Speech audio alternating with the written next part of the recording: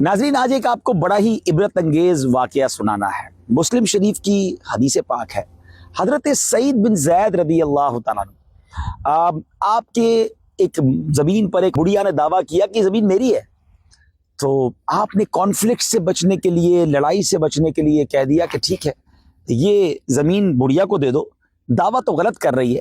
میں نے ایک حدیث پاک سنی ہے نبی پاک علیہ السلام سے کہ جس شخص نے ایک بالشت زمین بھی ناحق لی، قیامت کے دن اس کے گلے میں 7 زمینوں کا توق ڈالا جائے گا۔ اور پھر آپ نے جب وہ گھر پہ قبضہ کر لیا بڑھیا نے، تو آپ نے اس کو ایک بد دعا دی، اور وہ یہ تھی کہ یا اللہ اگر یہ جھوٹی ہے تو اس کو اندھا کر دے اور اسی گھر میں اس کی قبر بنا دے۔ بعد والوں نے بتایا کہ ہم نے دیکھا کہ وہ بڑھیا اس گھر میں نابینا ہو گئی اور دیواروں کو ٹٹولتے ہوئے چلتی تھی اور کہتی تھی مجھے سعید بن زید کی بد دعا لگی کیونکہ میں نے ناجائز گھر پہ قبضہ کیا، اور ایک وقت آیا کہ اسی گھر کے کنویں میں گر کر مر گئی اور وہی گھر اس کی قبر بن گیا۔ اے ناظرین، پیارے اسلامی بھائیو، کسی کا حق نہ دبائیں، کسی کے گھر، کسی کے مکان، کسی کی زمین پر قبضہ نہ کریں، کسی کا مال نہ دبائیں۔ یہاں تو شاید آپ کسی کے ساتھ زیادتی کر لو گے، مگر قیامت کے دن کیا جواب دیں گے؟ مظلوم کی پکار عرش الہی تک جاتی ہے۔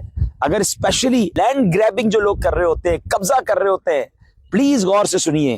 میرے آقا علیہ الصلوۃ والسلام فرماتے ہیں جو زمین کا کچھ حصہ ناحق لے لے اسے قیامت کے دن 7 زمینوں تک دھسایا جائے گا۔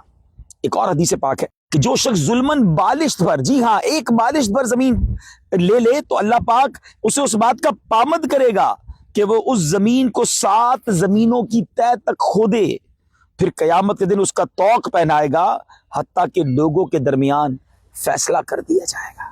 اب غور کر لیجئے، یہاں زیادتی کرنی ہے تو وہاں کیا جواب دیں گے؟ کیا کرنا ہے اس زمین کا؟ کیا کرنا ہے اس پیسے کا؟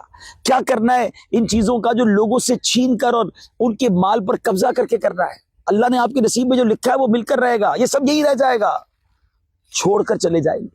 زیادتی نہ کیجیے، ظلم نہ کیجیے، اگر زیادتی کی ہے تو لوٹائیے جس کا مال ہے، جس کی زمین ہے، جس کا حق ہے، اور معافی بھی مانگ لیجیے، ورنہ وہاں جواب دینا مشکل پڑ جائے گا۔